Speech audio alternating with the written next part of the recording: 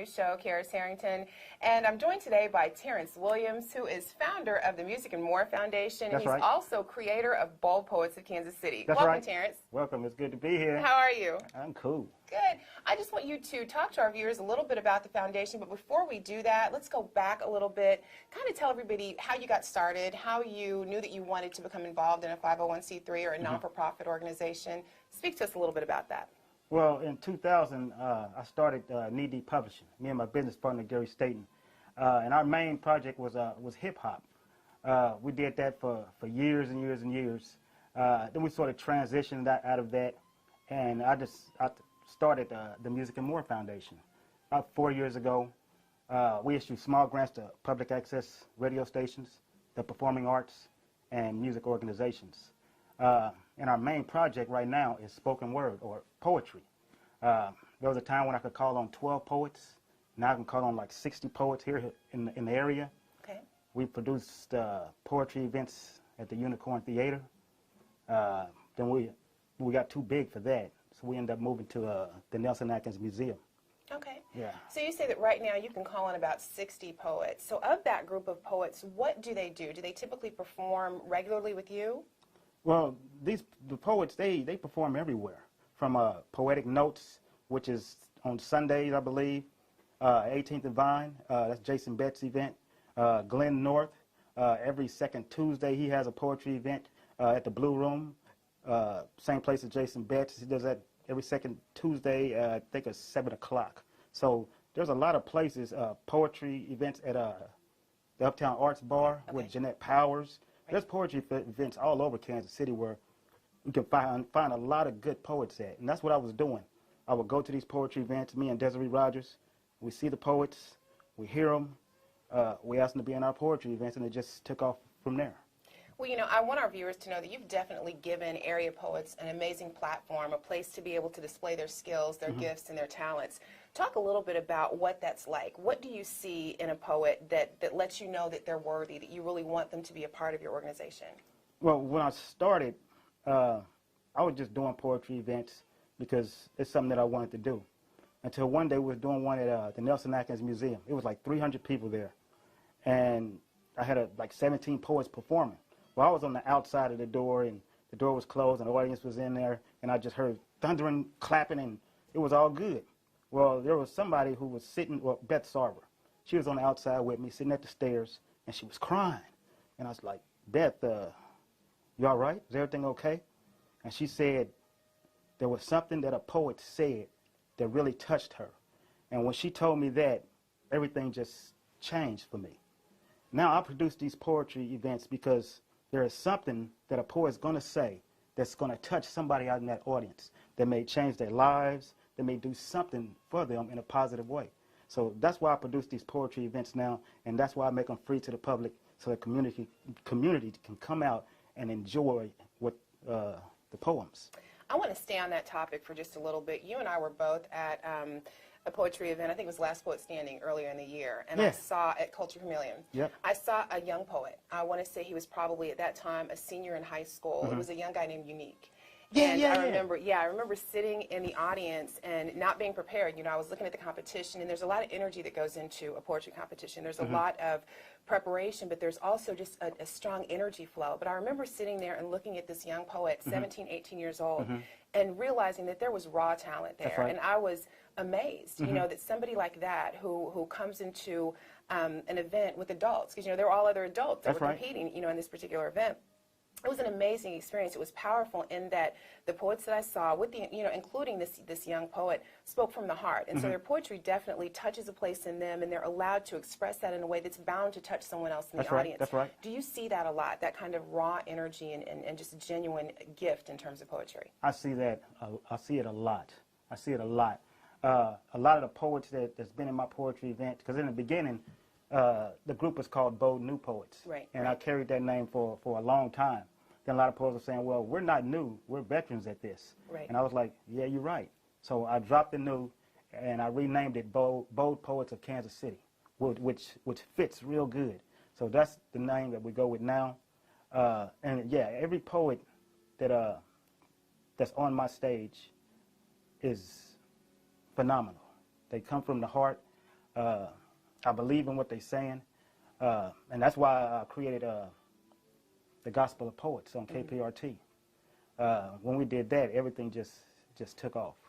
I definitely want to touch on the radio show for a bit, but before we get to that, do you believe, and this is strictly opinion, I think I have my own, can you learn to become a poet, or is that an inherent gift? Is that something that you just have inside of you? I don't know, because I produce a lot of poetry events, and I get a lot of people asking me, am I a poet, or thinking that I'm a poet. I'm not a poet, but I'm a writer. I write a lot of songs, gospel songs. I just write a lot of music, and they all seem to go together and rhyme. So it's hard to say if anybody can be a poet, but if it's in you and you know how to put everything together, then I would say, yeah, you're a poet. You're a spoken word artist. Okay, okay.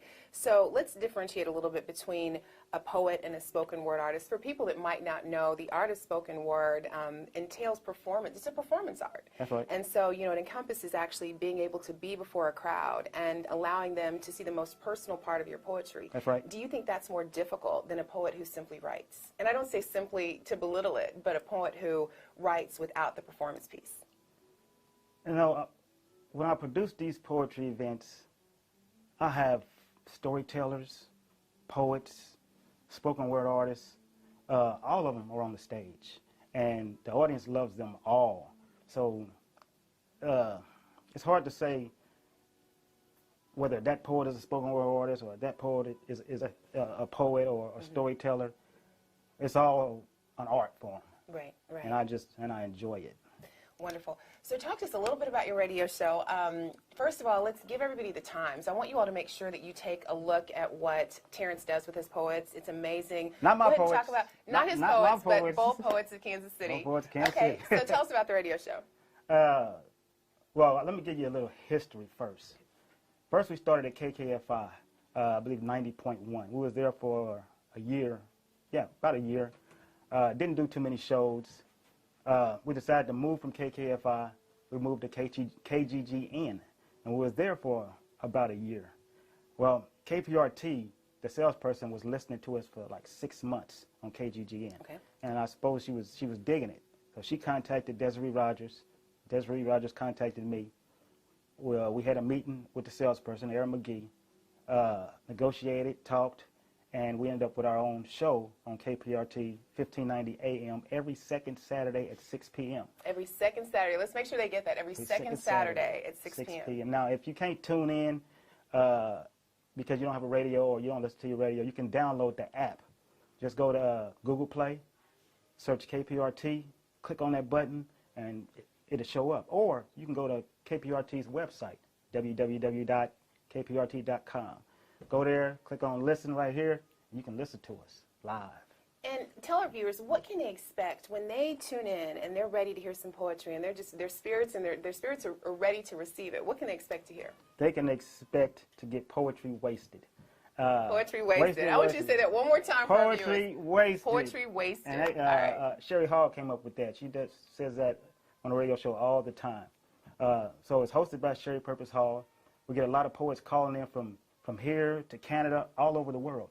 And that's only because we do a lot of promotion on the internet, especially on Facebook. I end up going to some of these groups that are on Facebook, poetry groups, finding these poets, seeing what they write. If I'm digging it, I'll click like. I'll say something to the poet, say, hey, you want to call in? And that poet could be in New York or somewhere. Right, right. So I give them the phone number. They call in. So we got poets calling in. We got area poets coming to the station, or they call in. We also do a business of the month to help support black-owned businesses, especially Leon's Thriftway. That's the store to support. We do a lot with the radio. We get 50,000 listeners a day. Wow. Yeah, wow. 50,000 listeners a day. That's amazing. And then the versatility. So there's a diverse group of poets that people can tune in and listen to. Yeah, diverse group. Okay, wonderful. So talk to our viewers a little bit about what you have in terms of your upcoming plans for Bold Poets of Kansas City, for the Music and More Foundation. Right. What can we look forward to? My plan for 2015 is to do poetry events every 3 months at the Nelson Atkins Museum. I'm going to have the Art of Spoken Word, 5, Men of Poetry, and then we're going to do Women of Poetry again in September. We're going to continue doing the radio.